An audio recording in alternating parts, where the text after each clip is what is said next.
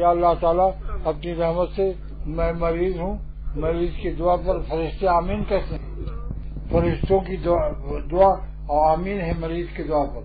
یا اللہ تعالیٰ اپنی رحمت سے اختر کو، میرے احباب کو، اور میرے گھر والوں کو، میرے احباب کے گھر والوں کو، اور سارے مسلمانان عالم کو اور ان کے گھر والوں کو اللہ والا بنا دیجیے، یعنی ہر توفیق اور ہمت دے دیجیے کہ ہر سانس میں ہم اللہ کو راضی رکھیں، ایک سانس بھی اللہ کی ناراضگی میں نہ لیں،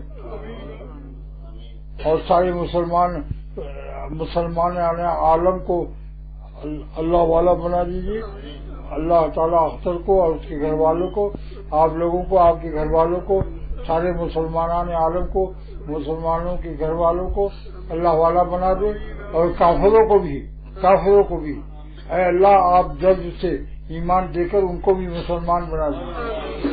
رہ گیا جہنم کا پیٹ کیسے بھرے گا، بخاری شریف کی حدیث ہے، یضع قدمہ، اللہ تعالیٰ اپنا قدم رکھیں گے اور جہنم کہے گی خط خط، ایک رات میں خط خط خط، اللہ میرا پیٹ بھر گیا۔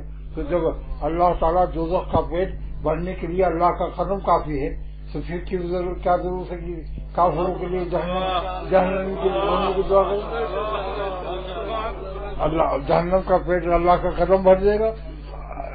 اگر کافر بھی چلے جائیں جنت میں تو کیا ہے، آپ کا کیا نقصان ہے؟ اللہ تعالیٰ ایمان، ہم کو بھی ایمان عطا کرے، سارے عالم کو بھی اللہ والا بنا دے، اور کافروں کو بھی ایمان عطا کر کے ان کو بھی اللہ والا بنا دے۔ بس وآخر دعوانا الحمدللہ رب العالمین۔